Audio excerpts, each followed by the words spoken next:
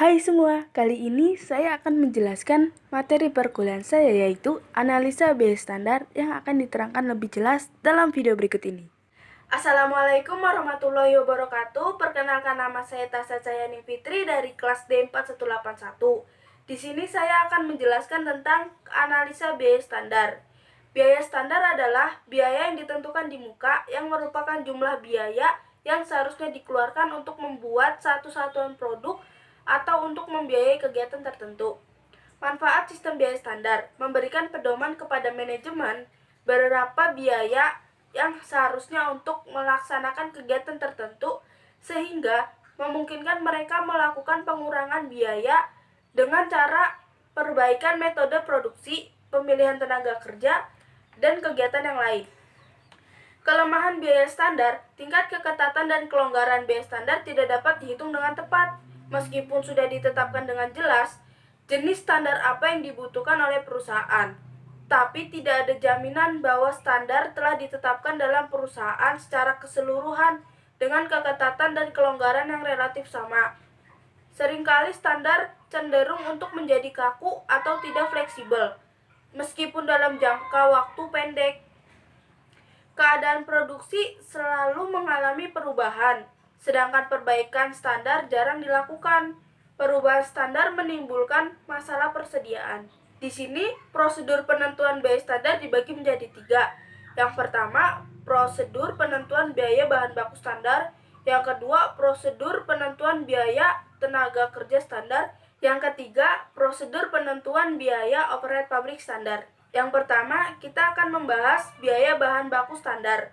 Biaya bahan baku standar terdiri dari masukan fisik yang diperlukan untuk memproduksi sejumlah keluaran fisik tertentu atau lebih dikenal dengan nama kuantitas standar. Yang kedua, harga persatuan masukan fisik tersebut atau disebut harga standar. Penentuan kuantitas standar bahan baku dimulai dari penerapan spesifikasi produk, baik mengenai ukuran, bentuk, warna, karakteristik pengolahan produk maupun mutunya. Dari spesifikasi ini kemudian dibuat kartu bahan baku yang berisi spesifikasi dan jumlah tiap-tiap jenis bahan baku yang akan diolah menjadi produk selesai.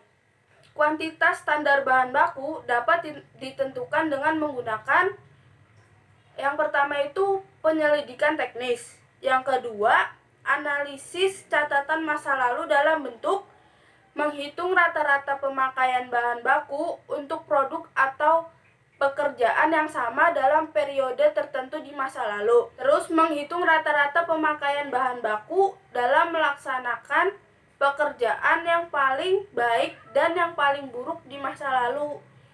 Yang ketiga, menghitung rata-rata pemakaian bahan baku dalam pelaksanaan pekerjaan yang paling baik. Pada kartu bahan baku ini dapat pula meliputi kelonggaran standar untuk pemborosan atau kerugian yang normal terjadi. Tapi bisa juga pemborosan bahan baku diperlihatkan sebagai selisih dari standar atau sebagai unsur biaya overhead pabrik, sehingga kuantitas standar bahan baku tidak termasuk di dalamnya unsur pemborosan bahan baku. Untuk mengubah kuantitas standar bahan baku menjadi biaya bahan baku standar, perlu ditentukan harga standar bahan baku. Harga standar ini pada umumnya ditentukan dari daftar harga pemasok, katalog, atau informasi yang sejenis. Dan informasi lain yang tersedia yang berhubungan dengan kemungkinan perubahan harga-harga tersebut di masa depan. Jika biaya angkut dan biaya pengurusan dibebankan pada bahan baku, maka harga standar tersebut harus juga memperhitungkan biaya-biaya tersebut. Begitu juga potongan pembelian yang diperkirakan akan diperoleh dari pemasok harus dikurangkan dari harga beli bruto dalam penetapan harga standar. Harga yang dipakai sebagai harga standar dapat berupa: yang pertama, harga yang diperkirakan akan berlaku di masa yang akan datang, biasanya jangka waktu 1 tahun. Yang kedua, harga yang berlaku pada saat penyusunan standar. Yang ketiga, harga yang diperkirakan akan merupakan harga normal dalam jangka panjang. Harga yang akan dipilih sebagian tergantung dari jenis fluktuasi harga yang diperkirakan dan tujuan penggunaan biaya standar tersebut. Jika fluktuasi harga cenderung untuk berulang kali terjadi dan tidak dapat dipastikan mempunyai kecenderungan turun atau naik, maka harga normal yang tepat situasi ini. Di pihak lain, jika arah perubahan harga di masa yang akan datang dapat diperkirakan dengan baik, maka harga yang tepat untuk situasi ini adalah harga rata-rata dalam periode di mana biaya standar tersebut akan dipakai. Harga standar bahan baku digunakan untuk yang pertama, memeriksa pelaksanaan pekerjaan departemen pembelian. Yang kedua, mengukur akibat kenaikan atau penurunan harga terhadap laba perusahaan. Pada umumnya, harga standar bahan baku ditentukan pada akhir tahun dan digunakan selama tahun berikutnya. Tetapi harga standar ini dapat diubah bila terjadi penurunan atau kenaikan harga yang bersifat luar biasa. Selanjutnya, kita akan membahas yang kedua, yaitu biaya tenaga kerja standar.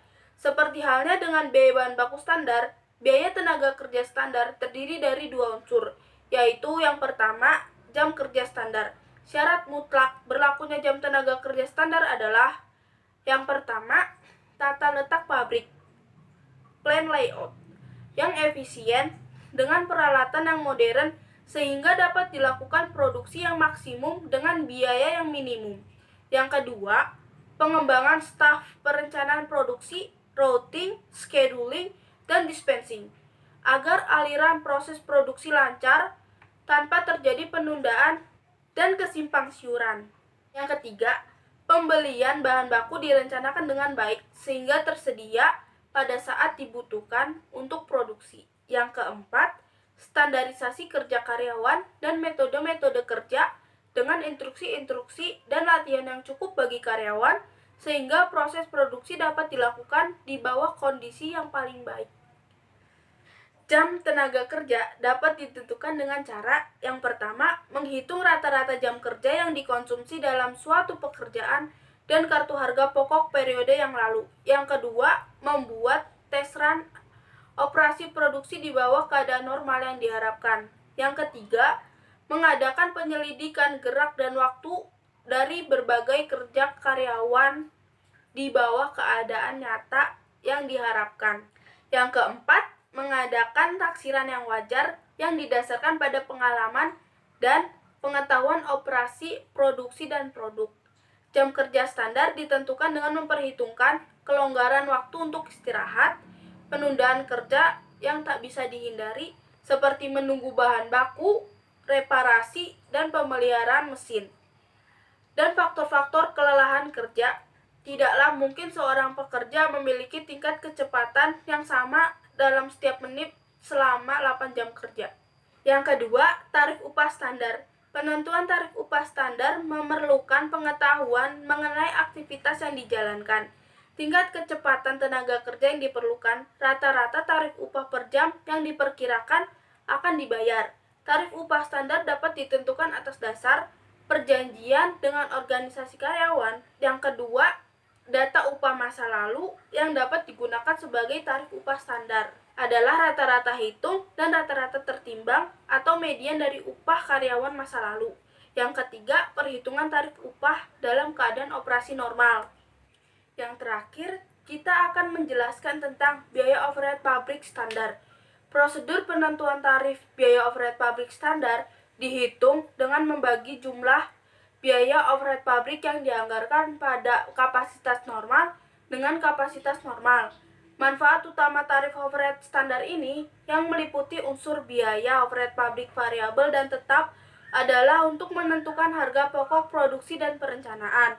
Agar tarif overhead standar ini dapat bermanfaat untuk pengendalian biaya, maka tarif ini harus dipisahkan ke dalam tetap dan variabel.